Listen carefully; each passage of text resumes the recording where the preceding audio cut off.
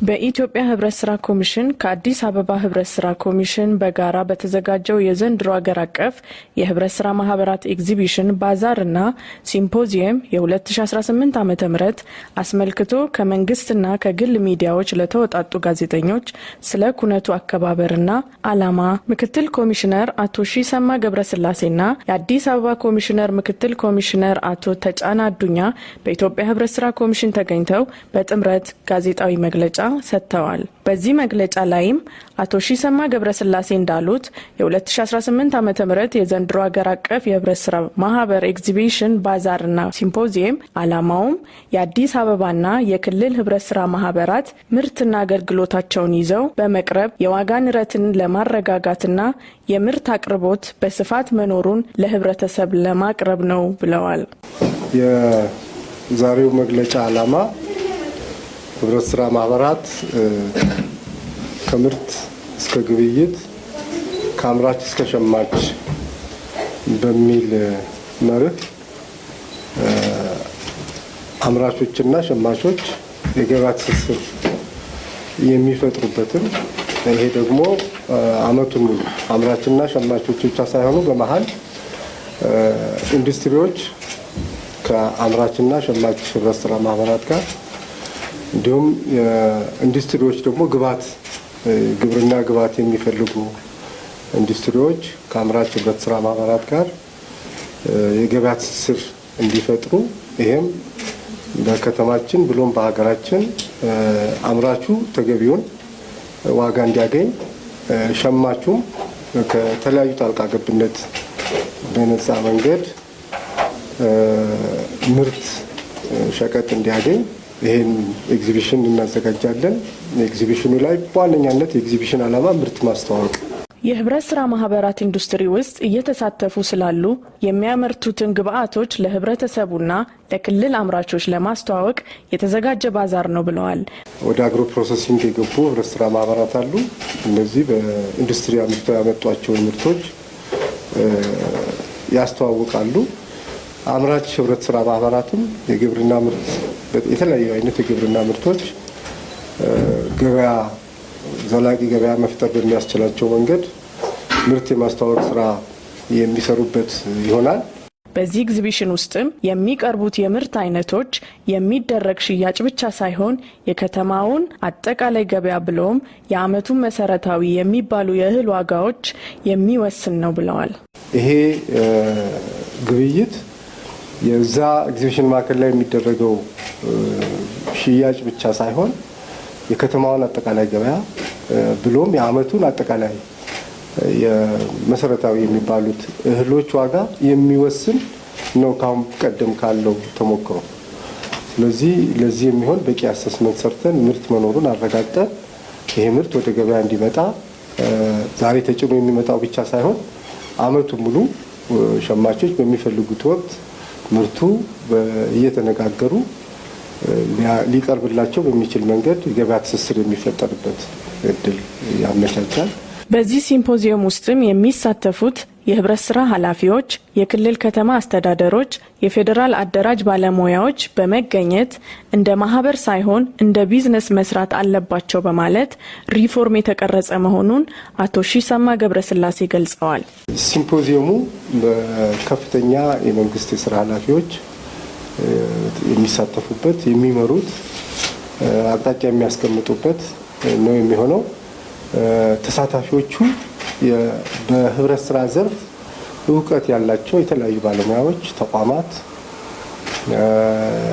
በተለያየ መንገድ ልምድ ያላቸው ተቋሙን አገልግለው ወር ደግሞ በግላቸውም በተለያየ ዘርፍ በዘርፉ ብዙ ጥናት የሰሩ ሰዎች ራሳቸው ህብረት ስራ ማህበራትን እየመሩ ያሉ የስራ አመራር ቦርድ አባላት፣ የስራ አስኪያጆች፣ የአደራጅ ተቋማት፣ የክልል የከተማ አስተዳደሮች፣ የፌዴራል የአደራጅ ተቋማት ባለሙያዎች ተገናኝተው ይህን ዘርፍ ሪፎርሙን እንዴት እንምራው፣ በአመራራችን ላይ ያሉ ጉድለቶች ምንድናቸው፣ ስኬቶቹ ምንድናቸው፣ ስኬቶቹን ለማጠናከር ጉድለቶቹን ለመቀነስ አሁን ባለው እሳቤ አሁን ባለው የቢዝነስ እሳቤ አሁን ባለው የሁኔታን አዳፕት የማድረግ ብቃት የሚጠይቅ ጊዜ ዓለም አቀፍ ሁኔታው አጠቃላይ ቀጠናዊም ሀገራዊ ሁኔታው በሚያስገድዳቸው ጉዳዮች ላይ ህብረት ስራ ማህበራት ትላንት በነበሩበት ቁመና ላይ ሆነው ይህንን ማስኬድ ስለማይችሉ ለውጥ ያስፈልጋቸዋል፣ ሪፎርም ያስፈልጋቸዋል። የሪፎርሙ ባለቤቶች በዋነኛነት ራሳቸው ህብረት ስራ ማህበራቱ ናቸው። እኛ አጋዥ ነው ልንሆን የምንችለው። የአዲስ አበባ ህብረት ስራ ኮሚሽን ምክትል ኮሚሽነር አቶ ተጫና አዱኛ እንዳሉት የዚህ ኤግዚቢሽን ዋና ዋና ዓላማዎች ይዞ የተዘጋጀ ሲሆን እነዚህ ዓላማዎች የህብረት ስራ ማህበራት በሀገር ኢኮኖሚ ውስጥ ከፍተኛ ድርሻ አላቸው፣ የህብረት ስራ ሴክተርን ገጽታዎች የሚገነቡ፣ ዘላቂነት ያለው የምርት ቅብብሎሽ እንዲኖር የሚያደርጉ ናቸው ብለዋል። ስለ ኤግዚቢሽን እና ባዛሩ እንግዲህ ዋና ዓላማው ዘንድሮ የሚካሄደው የኤግዚቢሽን እና ባዛር ዋና ዓላማው የህብረት ስራ ማህበራት ምርትና አገልግሎታቸውን ለገበያ የሚያቀርቡበት፣ ለሸማቹ የሚያቀርቡበት፣ ህብረት ስራ ማህበራት ያላቸው ድርሻ በአገር ኢኮኖሚ ውስጥ ያላቸው ድርሻ ጎልቶ የሚታይበት፣ ዘላቂነት ያለው የገበያ ትስስር የሚፈጠርበት ባዛርና ኤግዚቢሽን ይሆናል ተብሎ ይታሰባል። ዝርዝር ዓላማዎች አሉት። እነዚህ ዝርዝር ዓላማዎች ውስጥ ስንመለከት የህብረት ስራ ማህበራት በሀገር ኢኮኖሚ ውስጥ ከፍተኛ ድርሻ አላቸው። እነዚህ ህብረት ስራ ማህበራት ያላቸው ድርሻ በሀገር ኢኮኖሚ በሀገር እድገት ውስጥ ያላቸው ድርሻ ምንድን ነው የሚለው በጉልህ የሚታይበት የህብረት ስራ ሴክተሩን ገጽታ ለመገንባት በከፍተኛ ደረጃ ያግዛል ይሄ ባዛርና ኤግዚቢሽን። በሁለተኛ ደረጃ የህብረት ስራ ማህበራትን የገበያ መዳረሻ በማስፋት ትስስሩን በማጠናከር ዘላቂነት ያለው የምርት ቅብብሎሽ ለማጠናከር ያግዛል ተብሎ ይታሰባል። በሶስተኛ ደረጃ በዚህ ባዛርና ኤግዚቢሽን ላይ ኢንዱስትሪ ባለቤቶች፣ የግብአት አቅራቢ ድርጅቶች፣ አቀናባሪ ፋብሪካ ባለቤቶች፣ የሜካናይዜሽን ማሽን እና ቴክኖሎጂ አቅራቢዎች፣ ፋይናንስ ተቋማት፣ የተለያዩ አካላት ይገኛሉ። ከነዚህ ጋር ትስስር በመፍጠርና ለአጠቃላይ ለህብረት ስራ ማህበራት እድገት የራሱን ድርሻ እንዲወጣ ግብአት እንዲሆን ለመፍጠር ነው።